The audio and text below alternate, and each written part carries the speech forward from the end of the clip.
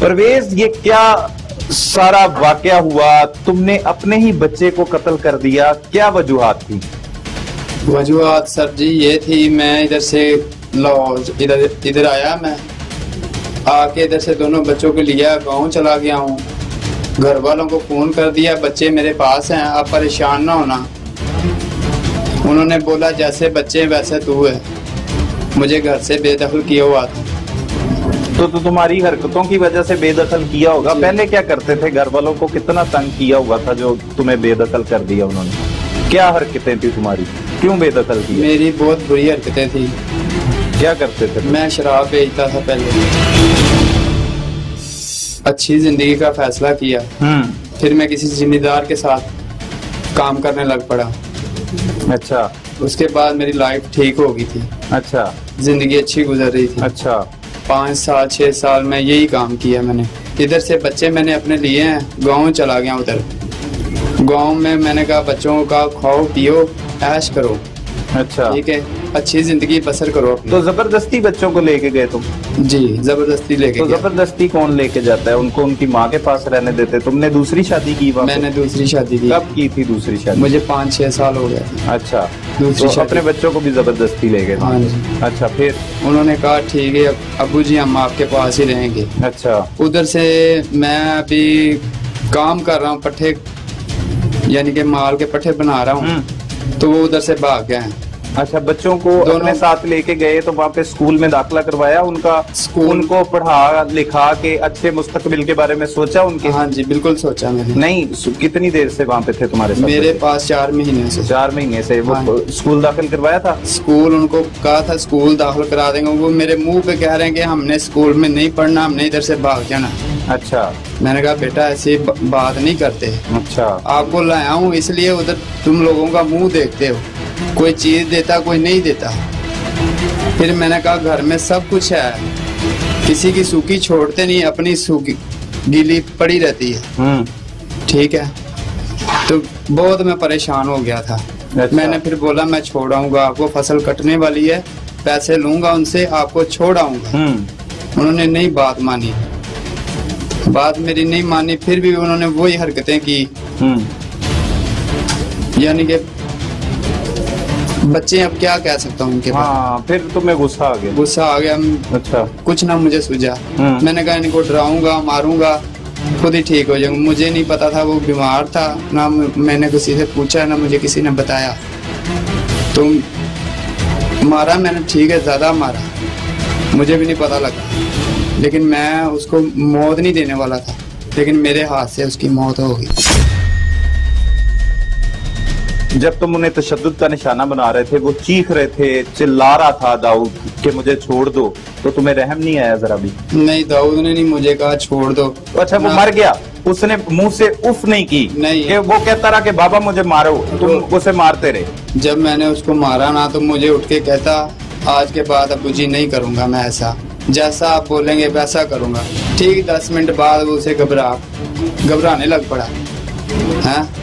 मैंने उसके मुंह में पानी डाला, पानी भी ना जाए, उसे मुंह बंद हो गया उसका। फिर मैं भगा के डॉक्टर के पास ले गया। डॉक्टर बहुत दूर है गांव से उधर। अच्छा, दूसरी शादी क्यों की? पहली बीवी ने तुम्हें छोड़ दिया था इसलिए दूसरी शादी की? दूसरी बीवी मेरे साथ ठीक नहीं रहती थी। अच्छा, ठीक नहीं रहती? ना घर वालों के साथ, ना मेरे साथ। कमाता था, मजदूरी करता था। तो बच्चे उसके पास क्यों नहीं रहने दिए? अगर बच्चों को छोड़ना ही था तो बच्चों को अपने साथ क्यों लेके गए? बच्चे उसके पास भी नहीं रहते। बच्चे क्यों नहीं रहते? मेरी दादी के, मेरी अम्मी के पास रहते। वो तो बार बार यही कहते रहे हैं तुम्हारे मुताबिक कि मुझे घर वापस छोड़ाओ, मुझे घर अम्मी के पास जाना है, और तुम कह रहे हो उनके पास नहीं रहते। मैंने उनको कहा खिलौने चाहिए, क्या चाहिए, कहते हैं हमने कुछ नहीं चाहिए। अच्छा, फख्र महसूस कर रहे होगे अपने बच्चे को कत्ल करने के बाद? 8 साल बच्चा आपने कत्ल किया, बड़ा नाम हो गया है, तुम टीवी पे चल रहे हो कि ऐसे भी बाप हैं जो बच्चों को भी, अपने बच्चों को भी कत्ल कर देते हैं सिर्फ 8 साल की उम्र में तशद्दुद करके। ये देखे ना, मतलब शराब भी बेचते हैं, फिर उनके अच्छे मुस्तकबिल के लिए उन्हें लेके भी जाते हैं, स्कूल में भी दाखिल नहीं करवाते, और फिर बच्चा अगर जिद करता है कि मैंने अपनी माँ के पास जाना है, क्योंकि माँ तो माँ ही होती है, फिर उससे तशद्दुद करते हैं और तशद्दुद करके कत्ल कर देते हैं। ये सारे कारनामे पर कितना का फख्र है तुम्हें? फख्र है, परेशानी है, क्या मतलब हालात है तुम्हारे? बहुत परेशानी है और बहुत दिली दुख है कि नहीं, जिस तरह से तुम बोल रहे हो, जैसे तुम सवालों के जवाब दे रहे हो और जैसे बता रहे हो, परेशानी तो कहीं से भी नहीं लगती। अगर वो तुम्हारा ही बच्चा था कि लेके पाला हुआ था किसी? नहीं, वो मेरा ही बच्चा है। वो अपना ही बच्चा मार दिया? बच्चा है। ये कारनामा सर अंजाम देकर अपने बच्चे को कत्ल करने के बाद हथकड़ियां लगी हैं, पुलिस के पास आ गए, पकड़े भी गए, गिरफ्तार भी हो गए, इतराफ जुर्म भी कर लिया। मतलब फिर कैसा फीलिंग क्या है, मतलब क्या सोच रहे हो, कैसा लग रहा है तुम्हें? फीलिंग ये है कि मैं कहता हूँ कि अभी अपने आप को जो सजा मुझे मिलेगी वो भी काटूंगा, जो मुझे ऊपर जाके मिलेगी मैं वो भी काटूंगा, लेकिन मुझे माफी नहीं है, मुझे बिल्कुल माफी नहीं है। माफी नहीं है ना, मतलब गलत काम किया, ये समझ बहुत बुरा मैंने काम किया। मैंने अपने हाथों से अपने बच्चे को मार बैठा। अपने हाथों से अपने बच्चे को मार बैठा। क्या सोचा था उसको, मतलब तालीम दिलवा के उससे क्या बनाना चाहते थे उस बच्चे को? दाऊद के बारे में क्या सोचते थे? दाऊद के बारे में सोचता हूँ उसे फौज में भर्ती करवाना चाहता था। अच्छा, फौज में भर्ती करवाना चाहते थे और उसे कत्ल कर दिया तुमने? बस इसी चीज का दुख है मुझे, और कोई दुख नहीं। इस सारे केस की तफ्तीश तो हो रही है, जिम्नियां भी लिखी जाएंगी, इसका चालान भी जमा होगा, जेल में भी भिजवाया जाएगा, इसे सख्त से सख्त सजा भी मिलेगी। हम भी उम्मीद करते हैं कि ऐसी सजा मिले ताकि इबरत का निशान बनाया जाए ऐसे अपराध को कि कोई भी आज के बाद अपने मासूम बच्चों पर ऐसा जुल्म न डाल सके। तो मजीद तफसीलात जानेंगे एसपी इन्वेस्टिगेशन सदर डिवीजन, जो इस तमाम तर केस की सरपरस्ती और तमाम तर केस पर नजर जमाए हुए बैठे हैं और इस केस के हवाले से जो इंचार्ज से और तफ्तीशी साहिबान से रिपोर्ट्स तलब कर रहे हैं, उनसे तमाम तर वाकयात के बारे में जानेंगे और भी इस केस से मुतल्लिका जिस तरह से तफ्तीश की गई उस हवाले से भी आपको आगाह करेंगे।